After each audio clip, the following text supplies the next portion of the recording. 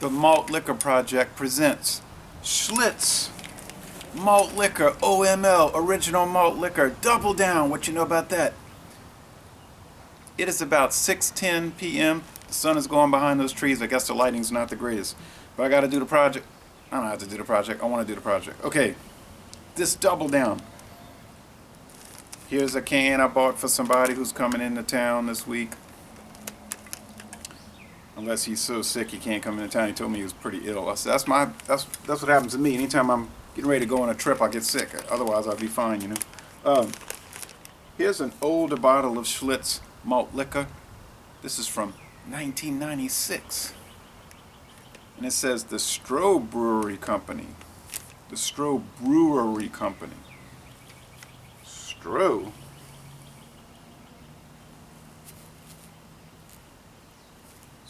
Now look on the side of this can. The Stroh Brewery Company, Milwaukee, Wisconsin. This one says Detroit, Michigan. Yeah, Detroit, Michigan until 1999. You know, someone's always playing corporation games. Someone's always changing corporation names. But I'll tell you what happened.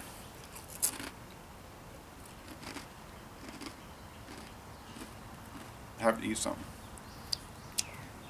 Yeah, you can see I had this ice down in the fridge. And we are within the date. 18-ounce bottle. They were selling these for about $1.01. Literally, that was like the price, $1.01. 101 plus tax. Look at that smoke. Look at that smoke. I bought that at a store called Hi Neighbor.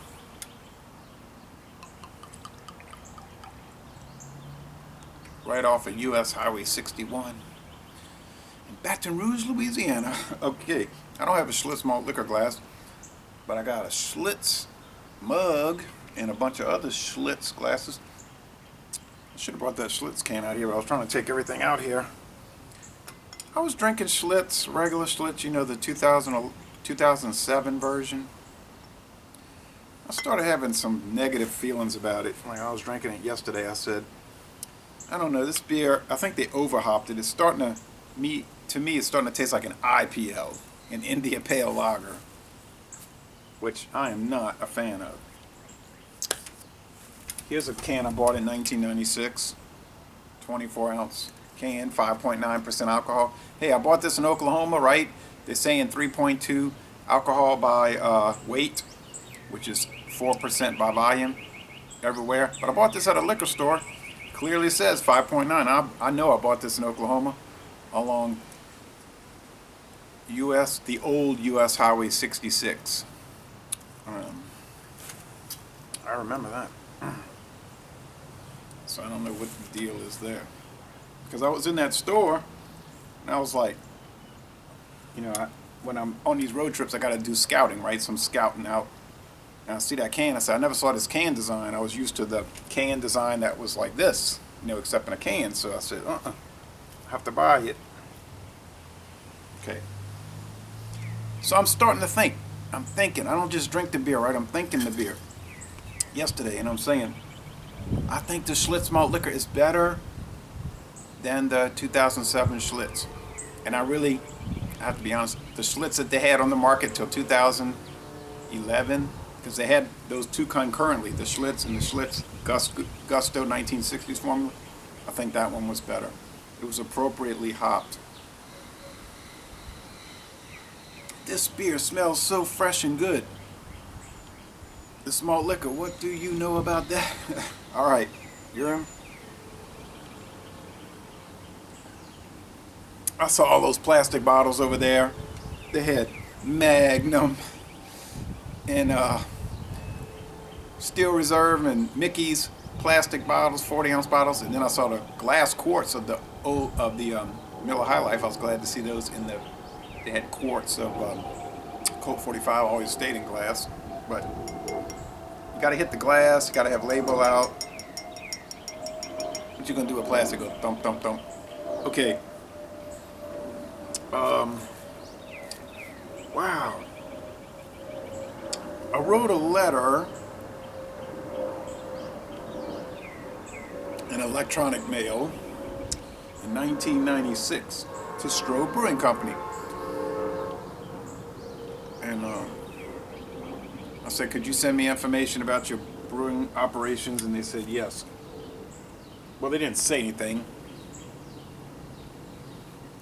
I just got this package. I don't think I got a response. I gave them my address and I got this package in the mail on August 30th, 1996. So I opened it, it was an envelope, and I had this brochure in there. They don't send you any kind of, no company's going to send you paper material anymore. They'll tell you, look at the website. But you see that really pretty? And that's in Detroit, and it's shut down. It got bought out by Pabst in 1999. Now it's a big hulking, destitute, industrial wasteland. But just think, I should have gone to Detroit and toured this place in 1996. But I wasn't thinking along the lines like they're going to shut down. They're going to get bought out by Stroh's. Pabst. Here's the story.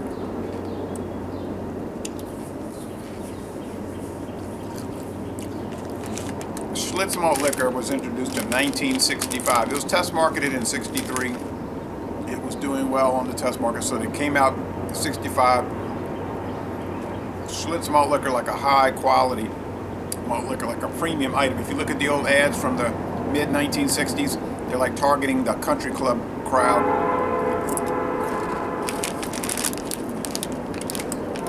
Well-heeled, white, upper middle class audience who want a little more of what you're looking for when you drink a beer. In other words, more alcohol. Back then, they couldn't even list the alcohol on the labels, and they could not refer to alcohol in any way. Secondly, a beer that was above 5% couldn't be called beer. It was illegal in the United States. Prohibition, right? Still going on. So, I mean, limited prohibition. So, in the late 40s, possibly in the 30s, companies came out with this term, malt liquor, which was an old term for beer from really like the days of the Renaissance. But they figured the U.S. government guys, they won't know. They'll think it's something else. Or they'll be on our side and they'll only enforce the letter of the law, not the spirit of the law. And that's exactly what happened. Beer, strong beer, you can't have that. Malt liquor, oh yeah, you can have that. And they never say beer. You can look carefully at some old ads. Some old ads, and I believe it was for Country Club, where it said beer on it. But not for long. Could have been some, they might have realized that they had left that on there, heard it, and took it up. So of course, they're gonna, except for Country Club, which always just had this, dignified people. But Schlitz had the Bull, and Colt 45 had the Bucking Bronco, and Mickey's had the Fighting Hornet, and they all connote power. Hurricane,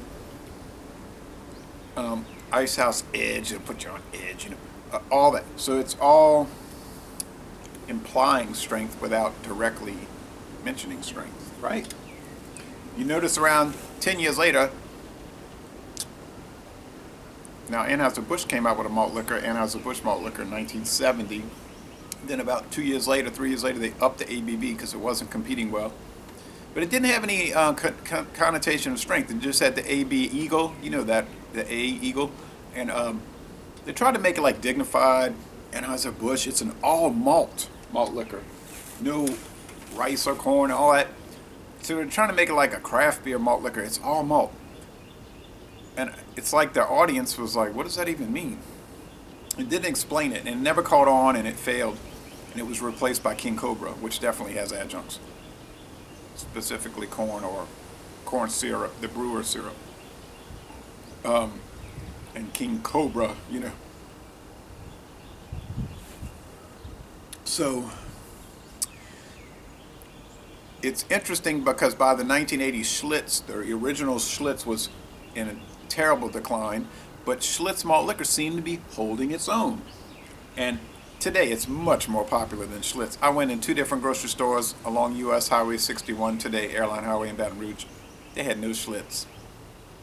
9 out of 10 stores in Louisiana are not going to have it, but 9 out of 10 stores in the Baton Rouge area are going to have Schlitz Malt Liquor, and 10 out of 10 stores in Shreveport, maybe 11 out of 10 stores in Shreveport are going to have Schlitz Malt Liquor. I don't know what it is about Shreveport, but that is like the Schlitz Malt Liquor capital of the world, at least last time I was there.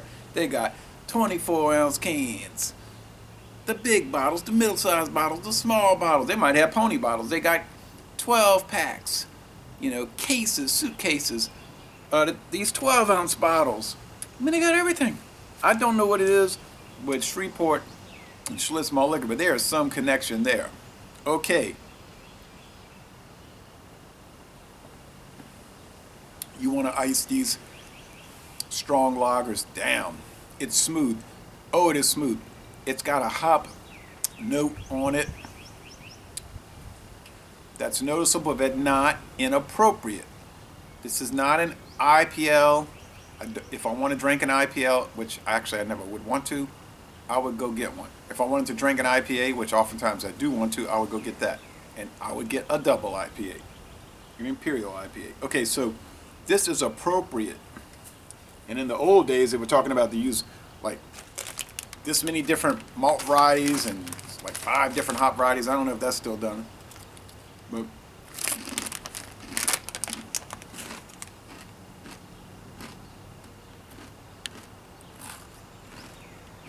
it seems like it is well done. Most, not all, most of your Schlitz malt liquors are going to come out of the Miller facilities. Milwaukee, Fort Worth, Texas, like this one. There are some that are perhaps coming from La Crosse, Wisconsin at City Brewing, and I believe Latrobe, Pennsylvania. So they do farm it out. Pabst owns no breweries anymore, except for some boutique breweries that they started up. There's also Schlitz Extra Strong. It's 6%. It's sold in Canada. Same label, more or less, but it's odd, a clear bottle, and it's brewed at Sleeman. There's a lot of Pabst brands brewed around the world under contract. Okay, 1984. All right, get back to this. They sent me all kind of stuff, articles about the company, Modern Brewery Age, magazines, like different magazines about their company. 1997. January 27, 97. They must have sent me 2. I think they sent me 2 shipments because that's 97. And this letter is dated August 30th. And I think they did send me 2. And I put it all, I consolidated. And then it's all about Beverage World, Stroh and Behold, how they were. And it's interesting because they sent me this and it talked about how they were struggling. Like they just could not break in to above like 5 or 6% of the market share. And then they had Schlitz Full Ice. They came out, you look at the old label, you might be able to see this in this fading light. No, I never got to get those labels. Good grief, wouldn't you love to have it? Wouldn't you love to have all these Strohs? But I digress. So, there was a bunch of articles they sent me about how they were having trouble, breaking in. They were trying all kind of stuff. Schlitz non-alcoholic, no longer made. These ice beers, like Clash, which was a Zima competitor, Icer, which was like a Smirnoff competitor. Nothing worked. They just didn't have the money. This company did not have the money to pay the debt. Oh, okay, so Schlitz went downhill and they got bought out by Stroh's in 1982. Stroh's was a smaller company. Schlitz was like a huge company. Stroh's had to borrow so much money, these leveraged buyouts in the 80s, that they could never sell enough beer to make enough money to service the debt and adequately promote their products. So it was killing them, you know. Here's a beer they tried, red beer. Old Milwaukee Red. Like with high quality, it's like a craft beer, you know. They tried to make this. I never saw it. Obviously, I would have bought it instantly, you know what I mean? So they tried a whole, it's just so fascinating just getting all this literature from them. They tried everything. They tried making a line of craft beers, because they could see that that was like going to be the big thing coming up. Nobody bought them, essentially. Yeah, all these craft beers. I wish I could show you all these pictures. It cannot go on forever. But they sent me the letter, and then there's a letter about their buying out Heilemans and all the new brands they were getting from Heileman, which was huge. And then it turned around a year later, 3 years later, and got bought out by Pabst. The Stroh Brewing Company, a bunch of information about the history of the company. They sent me the Stroh Brewery, a history of preserving the American brewing tradition. A big, long, like 15-page story of this company. About the company, what products does Stroh produce? And it was a lot. Red River Sunflower Wheat Beer, Red River Honey Brown Ale, see what I mean? Augsburger Gold, Augsburger Dark, Bock Red. In case you thought big companies didn't do craft beer, they've been doing it for like forever. But they didn't emphasize it. So by the time the big companies started to emphasize craft beer, which they had always done, then the little craft beer companies captured the market. And then by the time the big companies said, hey, buy our craft beer, everybody's like, I'm not buying your craft beer. You're a big company. You're an evil empire. Power to the people, right on. So they were like, but you never even tried it. How you know it's bad? Anyway, so back to what I was saying earlier on. The mid-1970s, you'll notice that the ads changed for Schlitz. They started to have more of an, you start seeing more, we'll call them urban-oriented advertising. They still try to keep it kind of balanced, a lot of comedic stuff through the 70s and 80s, but by the late 80s, they were totally urban-oriented. Now Schlitz Malt Liquor is just like, of course it's in urban areas. You know, that's a euphemism for people that live up north and don't feel comfortable using other terms. But in Louisiana, they might use different terminology to describe urban areas. But they'll be more explicit than implicit, not necessarily on camera. But anyway, you know what I'm saying. So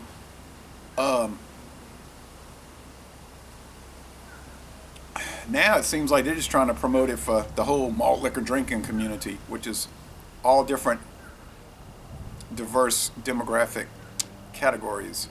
And so you know, it's a regular old beer, obviously. You notice I had trouble putting that in my mouth.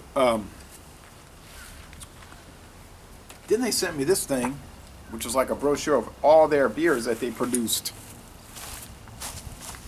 Here's all the craft beers they were trying to make 20 years ago that were probably all delicious that no one bought. Yeah, you saw Primo, huh? Red River. And then it was all about their different lineup of beers, which is incredible.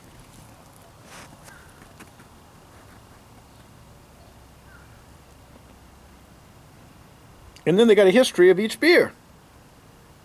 Okay? Yeah. So, yeah, I know they canceled that. Okay, so this brochure is something else. So they're saying Schlitz Red Bull. Red Bull. It says Red Bull Malt Liquor. This malt liquor was established in 1985 by the Stroh Brewery Company to appeal to the malt liquor consumer, of which I am part of. And I'm going to give a shout out to Jean-Pierre and John Sharon and all my other fellow malt liquor enthusiasts. It offers a great flavor.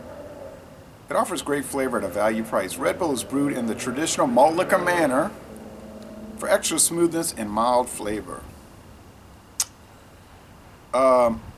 Schlitz Bull Ice. Now this was a fascinating one. This was the first ice brewed malt liquor produced by the Stroh Brewery Company in early 1994 as a line extension to the ever popular Schlitz Malt Liquor. Schlitz Malt Liquor was kind of carrying this company in some ways. The brew is ice lagered at sub-freezing temperatures until ice crystals form, giving this malt liquor a rich, crisp taste. Ice crystals, how could that give it a rich, crisp taste? Well, they skim the ice off the beer, and it makes it more concentrated. So they're taking Schlitz Malt Liquor, which is 5.9, and the Red Bull is also 5.9, by the way. See, this bottle's fading a little bit. Can't store these all in the dark. I'll just store them away one day. Bought that in Detroit. And they created this. They took the malt liquor and made the Bull Ice, IML, ice malt liquor. This is 1994, and it's the first, really, that I'm aware of, high gravity malt liquor. 8.2, this will knock your socks off. You know what I mean? This thing here is so smooth. This is the problem. I drank this, I drank the whole. A lot of these high gravity malt liquors like Steel Reserve are so harsh. They're like, so you're not going to drink too much. This one is just like butter. It doesn't taste like butter, but it's smooth. Oh, but you never find it. Where do you ever see it? You could tell I bought this in Florida. It's a quart. But not to be outdone, as the high gravity craze took off, or the Imperial malt liquor craze took off, they came out with Schlitz High Gravity in 2005. The Gold Bull. 8.5. If 8.2 isn't enough for you, this is 8.5. I can buy it in West Louisiana, from west of Lafayette. Interstate 49 and west. It's all over. Can't get it here. Never seen it here. And I've never seen it in anything but cans. It is sold in bottles. I know this is a fact. Just never seen it. That is a smooth item. Bulls do not come at you soft. You mess with the Gold Bull, you better know what you're doing. It is not a game to play if you are a weak,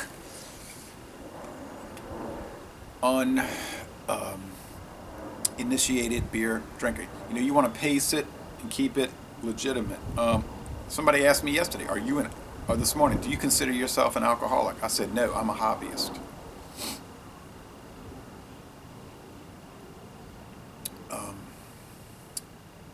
An alcoholic is a problem drinker. It interferes with their life. It causes problems for themselves and others.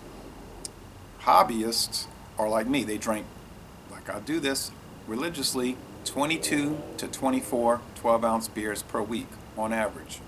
So I never was into party drinking. I missed that stage of life. People tell me, you remember back, or they ask me, remember back in your college days when you used to drink and get drunk? I was like, no, because I used to drink Pepsi and RC Cola, stuff like that. So luckily I missed all that. So my drinking, which started in February '96, has always been more hobby and study oriented, okay? It's the truth. So fascinating project.